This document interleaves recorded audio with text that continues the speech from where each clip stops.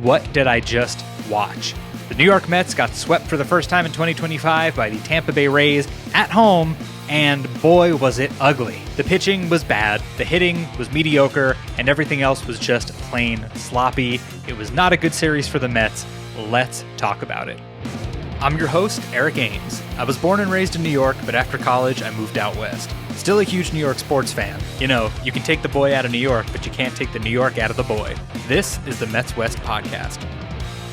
As soon as this series started, I had this thought, I feel like the Mets are never good against the Rays, no matter how good or bad either team is whenever they end up playing each other. And the stats back it up before the series even started. Since 2018, the Rays were 11-4 against the Mets.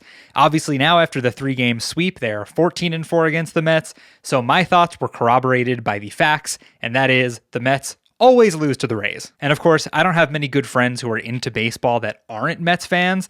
And of course, one of my best friends is from Tampa Bay and is a massive Rays fan. So every single season, now that we play them all the time, they lose, and I get to get flack from my buddy. So the Rays going into the series were right above 500, and it was a little misleading because sure, their record was just around 500, but in their last 21 games, they were like 15-6 or something. So they were scorching hot. We thought the Mets were scorching hot too because we just swept 2 series in a row, but of course the Mets were playing the Rockies and then the Nationals. So again, that's also a little skewed. But the Rays are always kind of just a good, annoying team, no matter what their record says. I feel like they can always beat you at any time.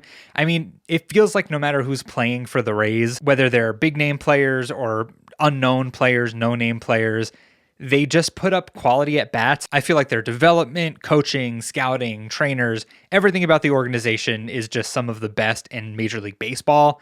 And so it doesn't really matter who's playing for them. They have this culture as a team that just keeps them pretty good. Quality at bats, drawing walks, stealing bases, playing good defense. They're that kind of organization. And honestly, it's something I want to see the Mets prioritize. And I feel like since Steve Cohen has owned the team, he has put a lot of effort and, of course, money into these kinds of things, not just the players. But I would love to see the Mets be a team where not only do they spend big bucks on big players, but they also spend a lot of money and effort and energy into, well, what can be better behind the scenes? Who do we need in here? What kind of philosophy do we need? Because I feel like if you combine some of the good qualities about these smaller market teams like the Rays and the Athletics, who have good development and scouts, with a team like the Mets who have an owner that's willing to shell out for people like Juan Soto or Francisco Lindor, I feel like that is how you truly build one of those super teams in Major League Baseball. So to go to the Mets side of this series, what happened? The pitchers, they all regressed hard at the same time.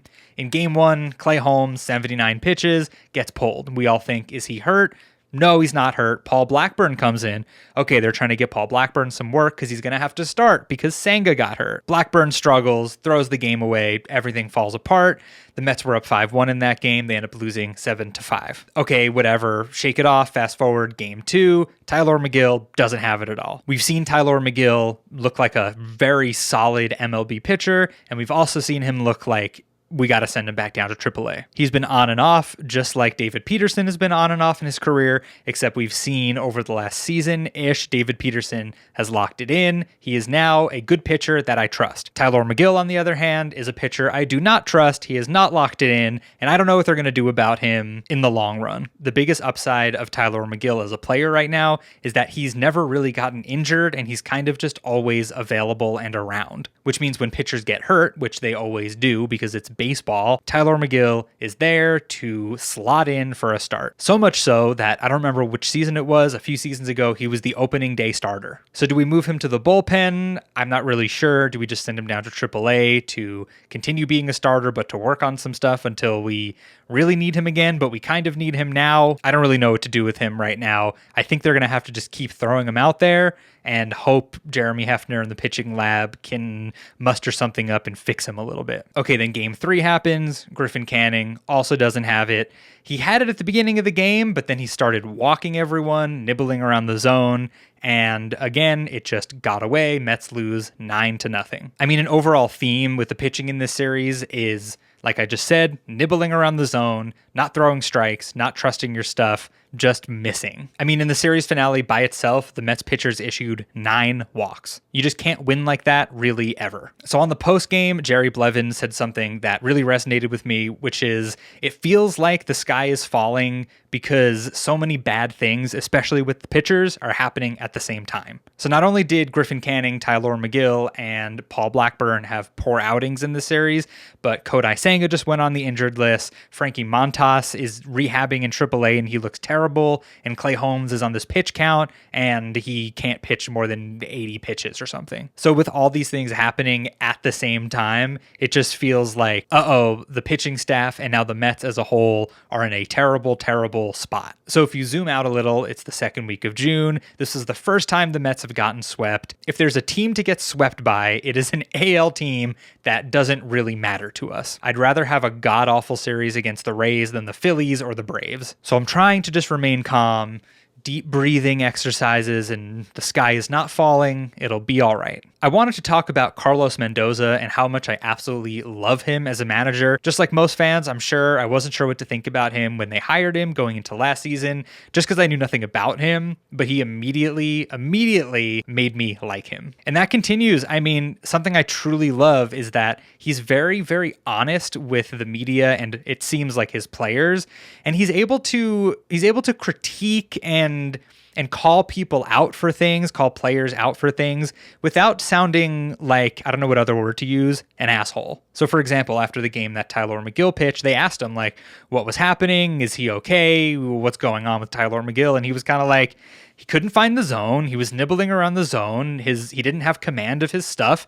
He looked bad and he was bad out there and I had to go take the ball from him. But he was able to do it in like that kind parenting kind of way where I was like, wow, he's really criticizing his player, but he doesn't sound mean when he's doing it, which is truly refreshing because I feel like the Mets have had coaches. And again, I don't know if it's always coming from just the coaches or upper management, but I feel like in press conferences, the last few coaches, they wouldn't really be honest all the time. They would kind of just beat around the bush on things. Like they never wanted to say the wrong thing. Like another thing that Mendy said in that press conference was there was a bad defensive play that happened behind Megill. And he was like, yeah, sometimes Tylor will spiral mentally when something like that happens. And it's hard for him to bring it back and focus up and get command of his pitching again. And I'm like, I don't know if I've ever heard a manager say something like that that's so honest with that level of depth. And I just know that he is the same way with the players, and I feel like the players love him, and this has to be a reason why. Okay, a non-Mets specific baseball thing I wanted to touch on is MLB recently said that the balls are flying on average 4 feet less than they feel like they should. And this is so MLB, this is so Rob Manfred coded.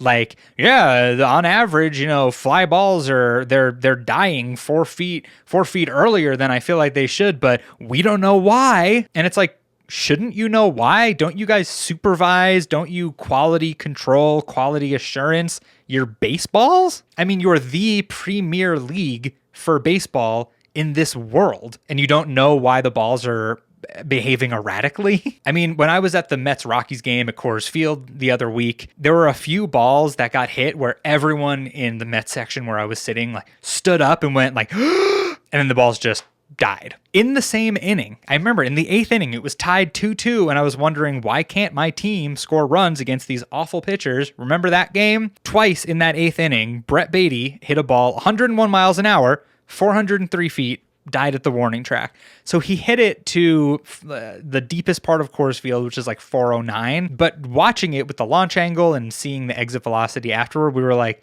how did that not leave the yard, especially a Coors with the thin air? And then later in that inning, Ronnie Mauricio hits one 105 miles an hour. It goes 407 feet, but it bounces off the wall. And I've been having these speculations all season, like, why do I feel like the balls are not carrying? Sure, it's April, it's cold, beginning of May, it's cold, but now it's heating up. And I'm like, so many times in a game for both teams, I'm like, why isn't the ball flying where I feel like it should? But then actually being at a game and watching it, I'm like, that's a homer. I mean, I've been to baseball, that's a homer, and then nothing. So I don't know what's going on there, but I'm very curious for more information to come out. And it reminds me of a few years ago when Pete Alonso was clowned for talking about the balls and the free agent class. If you recall, what Pete said was something to the effect of, when there are a lot of pitchers on the market, they juice the balls so all the batters have better seasons and the pitchers have worse numbers, so they don't earn as much on their contracts as they would otherwise, and vice versa. When there are a lot of hitters coming up on the market, they deaden the balls, hitters have worse stats, pitchers have better stats, hitters get paid less. And I swear, if it wasn't a Mets player, if it wasn't the Mets' most himbo player in Pete Alonso, it would have been taken differently. But I just remember Pete got clowned over, oh, it's a conspiracy, he's a conspiracy theorist, haha, that would never happen. And I'm like, that would never happen? MLB is like an entertainment organization like the NFL, where I feel like the NFL, the refs can do whatever they want to skew the game, and that's kind of it. Is it really that unreasonable to think that MLB might change the balls they use in order for the owners to have to pay less money? We know the owners are cheap, people. It's not that far-fetched in my opinion. All that to say, if something different is going on with the balls this year, Rob Manfred and Major League Baseball should either know what's going on or be able to figure out what's going on. So we'll keep our eyes peeled for more on that story as the year goes on. So to wrap up this episode, let's talk about the upcoming series that starts on Tuesday. 3 games against the Braves in Atlanta. Hopefully the Mets got all of this suckage out of their system. Hopefully they realized, oh man, we're not playing the Rockies and Nationals anymore. We're playing a better team. We have to maybe concentrate a little more.